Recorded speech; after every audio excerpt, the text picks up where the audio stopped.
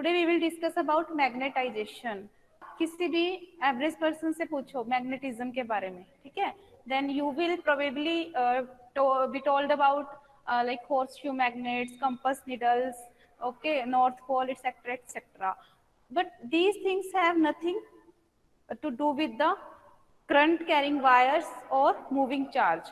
आप किसी भी तरह मैग्नेटिज्म की बात करें तो आम जो किसी से करोगे तो आप उनके दिमाग में आएगा कि बार मैग्नेट, हॉर्सशू मैग्नेट, तो उन चीजों का तो करंट से या मूविंग चार्ज से कोई लेना देना नहीं है, ठीक है। लेकिन हमें पता है, वी नो दैट जो मैग्नेटिज्म है वो किससे प्रोड्यूस होता है, मूविंग चार्ज की वजह से, या पढ़ चुके हो कि magnetism is due to the when charge in motion it produce magnetic field. तो एक्चुअल में क्या होता है, अगर हम माइक्रोस्कोपिक स्केल पे कोई भी आप मैग्नेटिक मटेरियल ले लोगे,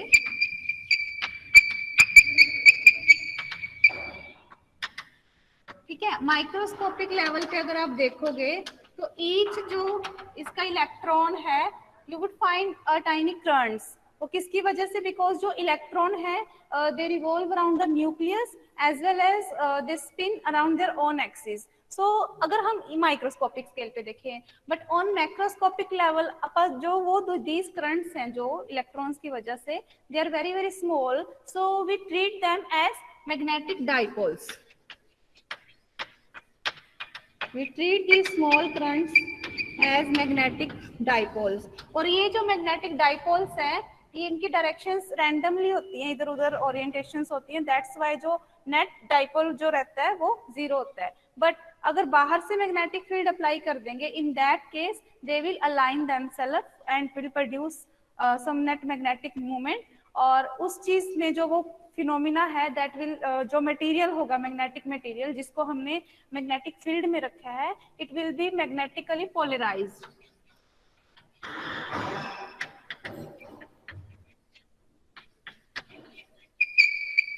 जिसको बोलते हैं मैग्नेटाइजेशन। Just like in electrostatics, electrostatics में क्या था, कोई भी डाइलेक्ट्रिक था, आइदर पोलर और non polar, when we place it in electric field, हम किसी भी मटेरियल को इलेक्ट्रिक फील्ड में रखते थे जब, तो उसमें क्या होती थी, पोलराइजेशन होती थी। तो similar to that polarization in the magnetostatics we have magnetization, ठीक है। जैसे वहां पोलराइजेशन का कॉन्सेप्ट था, सेम यहाँ मैग्नेटाइजेशन है। यहाँ भी जब मैग्नेटिक फील्ड में किसी मटेरियल को, सपोज किसी मटेरियल को मैग्नेटिक फील्ड में रखते हैं, मैग्नेटिक मटेरियल को, तो मैग्नेट इसमें जो डाइपोल्स इधर उधर रैंडमली ओरिएंट थे वो अलाइन कर लेंगे, ठीक है, एक दूसरे को, तो उस फिनोमिना को बोलते हैं मैग्नेटाइजेशन हो गया मटेरियल का। अब डिफरेंस क्या है इलेक्ट्रोस्टैटिक्स वाले में और इसमें, डिफरेंस क्या है, जब इलेक्ट्रिक फील्ड में रखते हैं तो जो वो डाइपोल्स आपको याद होगा अलाइन करते थे, तो हमेशा they align always parallel to E, तो दे अलाइन सच दैट जो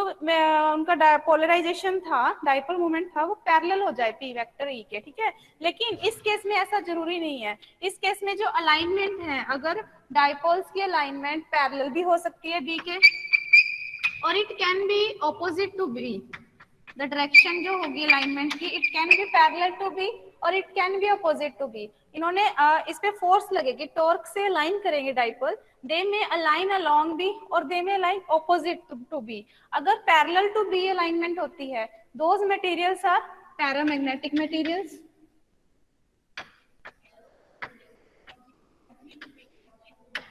उनको हम पैरामैग्नेटिक मटेरियल्स कहते हैं। द मटेरियल्स जिनमें alignment opposite to magnetic field होगी उनको क्या कहते हैं, diamagnetic materials. I hope you all are familiar with these terms, paramagnetic, diamagnetic, paramagnetic.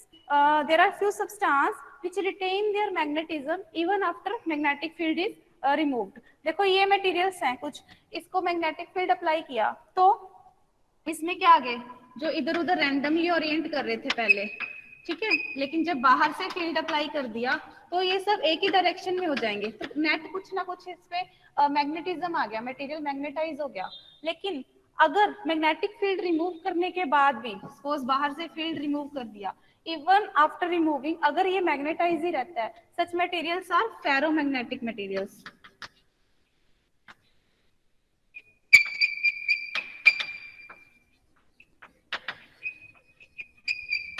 ठीक है, अगर फेरोमैग्नेटिक मटेरियल्स के आपको मैग्नेटाइजेशन की स्टडी करनी है, देन इसकी पूरी हिस्ट्री पता होनी चाहिए। सिर्फ प्रेजेंट कितना मैग्नेटिज्म है इसमें, उससे आपको इसको डिटरमाइन नहीं कर सकते। For determining the magnetism of ferromagnetic materials you should know about the history of the object. Now अगर मटेरियल को हम मैग्नेटिक फील्ड में रख रहे हैं तो डाइपोल्स पे फोर्स लगेगी, you know force, that direction of that force you can find by right hand palm rule। तो वो फोर्स से उसमें हो सकता है डाइपोल, जैसे इलेक्ट्रिक फील्ड के केस में जो डाइपोल्स थे उन पे टॉर्क काउंट की थी। अगर किसी भी डाइलेक्ट्रिक को इलेक्ट्रिक फील्ड में रखा था तो टॉर्क जो आई थी net torque, it was P cross C। Similarly here we will have torque on the magnetic dipole that we will calculate। तो उसके लिए हम एक मैग्नेटिक डाइपोल लेंगे and we know that a current loop behave as magnetic dipole.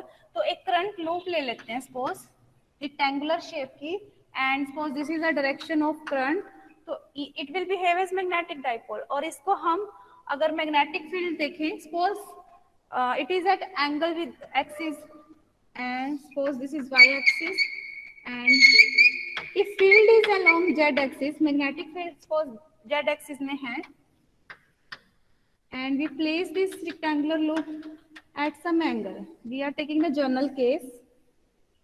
Suppose the length and breadth of this loop are A and B। एक side A है, this side is B, okay, and this loop is making angle theta with the y axis। और magnetic field current अगर इस direction में है, then from right hand rule we can find the direction of magnetic field, it is along z axis। अब इस loop में ऐसे current flow कर रहा है। now force on this side will be upward, this side will be downward। this you can determine using right hand palm rule। और इन दोनों forces की वजह से ये साइड्स क्या होंगी, स्ट्रेच होंगी, and this force the line of action of this forces will be in same direction. तो उसकी वजह से ये दोनों एक दूसरे को क्या कर देंगी, cancel. But similarly on these two sides, अगर ये लेंथ b है, ये भी b है, तो इन दोनों साइड्स पे जो फोर्स लगेगी उनका लाइन ऑफ एक्शन सेम नहीं होगा, तो जिसकी वजह से वो इसको क्या कर देंगी, rotate. Torque, it will generate torque on this sides. So ये लाइन है, the force will be along this direction and on this side force will be along this direction. So इसको ये क्या करेंगी, रोटेट करेंगी, जिसकी वजह से the loop will rotate, torque is generated and we have to find the value of that torque. अब देखो मैग्नेटिक मूवमेंट जो होगा, अगर ये थीटा एंगल पे है, ये जो मैग्नेटिक मूवमेंट है it will be perpendicular to the loop. अगर लूप को हमने थीटा एंगल से रोटेट कर दिया तो उसका जो मैग्नेटिक मूवमेंट वेक्टर है वो भी जो बी के साथ कितने एंगल पे रोटेट हो जाएगा, थीटा एंगल पे। एम वेक्टर और बी के बीच में एंगल कितना होगा, थीटा, क्योंकि B is perpendicular in along Z axis, और एम और बी के बीच में एंगल कितना हो जाएगा, थीटा। नाउ नेट टॉर्क जो होगा, ये दोनों डायरेक्शंस पे तो फोर्स इक्वल एंड अपोजिट, कोई टॉर्क जनरेट नहीं होगा, लेकिन इन दोनों डायरेक्शंस में जो फोर्स लग रही है उसकी वजह से जो नेट टॉर्क आएगा, टॉर्क आपको पता है R cross F. R is the perpendicular distance from the, ये जो पाइवोटेड पॉइंट है एंड दिस साइड, और ये जो डिस्टेंस अगर a/2 है, इस साइड का भी a/2 है, तो नेट जो टॉर्क होगी वो होगी a/2 f sin theta plus a/2 f sin theta, दोनों साइड्स का sum, so it is a f sin theta. f you know it is current, अगर I है I, f इज QVB, और QVB से ही एक फार्मूला बन जाता है I dl इंटू B, और dl लेंथ ही कितनी है, B है, सो it is IB into capital B, that is magnetic field.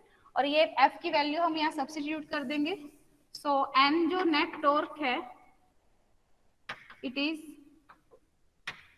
IB, B A है sin थीटा, और I can write it IAB capital B sin theta।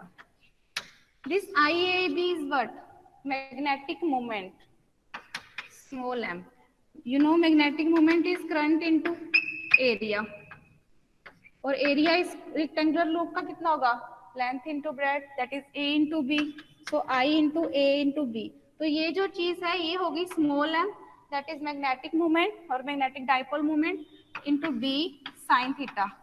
और इसको हम लिख सकते हैं M vector cross B vector, क्योंकि एम और बी में कितना एंगल है, थीटा एंगल. सो जो एन वेक्टर नेट टॉर्क आ गया, कितना आ गया किसी भी डाइपोल पे जब उसको मैग्नेटिक फील्ड में रखा, m cross b, and the direction is along x cap. But this is the case when the magnetic field is uniform. जैसे इलेक्ट्रिक फील्ड में रखा था तो टॉप कितना आया था डाइपोल जो बनते थे, that is p cross e, और यहाँ पे टॉर्क कितना आ गया, m क्रॉस b. यहाँ वहाँ जो डाइपोल मूवमेंट होता था स्मॉल p, इस केस में वो उसकी जगह पे कौन है, small m, magnetic dipole moment. वहां पे इलेक्ट्रिक फील्ड था, यहाँ पे मैग्नेटिक फील्ड है. सिमिलरली वहां एक था polarization vector p. Here the same role is played by magnetization vector, क्योंकि मैग्नेटाइजेशन के दो मैकेनिज्म है. आइदर अनपेयर्ड इलेक्ट्रॉन्स की वजह से जो नेट डाइपोल होगा, the alignment will be parallel to field, that is paramagnetic, और the orbital electron will align themselves opposite to the b, that will be a diamagnetism. और इन दोनों case में हम डिफाइन करेंगे magnetization vector capital M, that is magnetic movement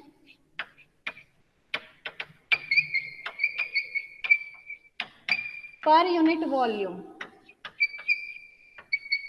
and magnetic moment को हम किससे लिखते हैं, स्मॉल m से, पर यूनिट वॉल्यूम. ठीक है, this is magnetization vector capital M.